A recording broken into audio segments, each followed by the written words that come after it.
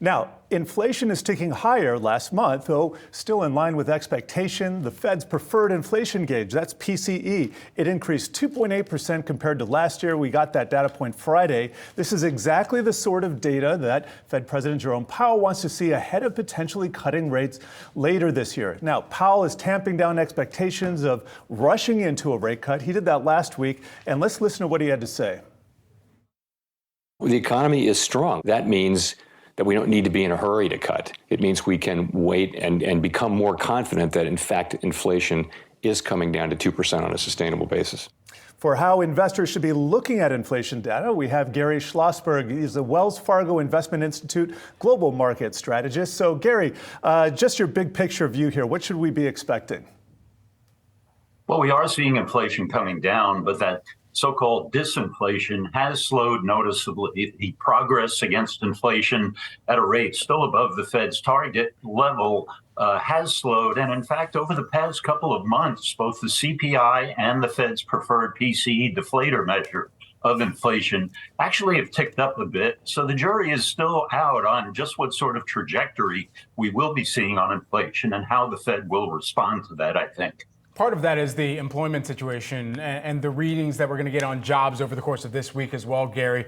What most notably would you be watching for in terms of a trend that the Fed is really looking to play out here as they're continuing to implement strategy and policy right now?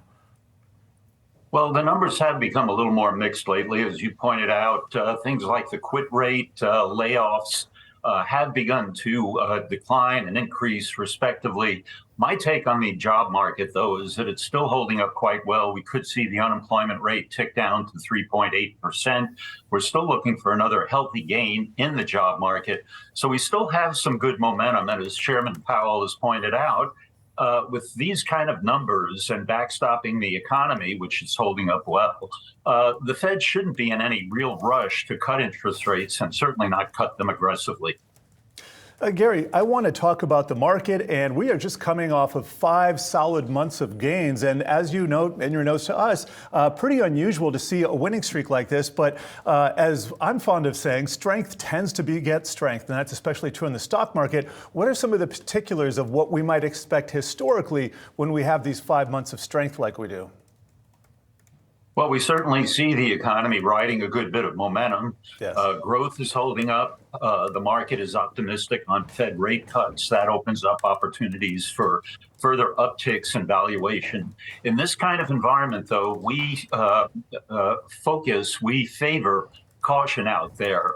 Defensive stocks, quality stocks, liquid stocks, which mean large cap, focusing on the U.S., developed markets to some extent.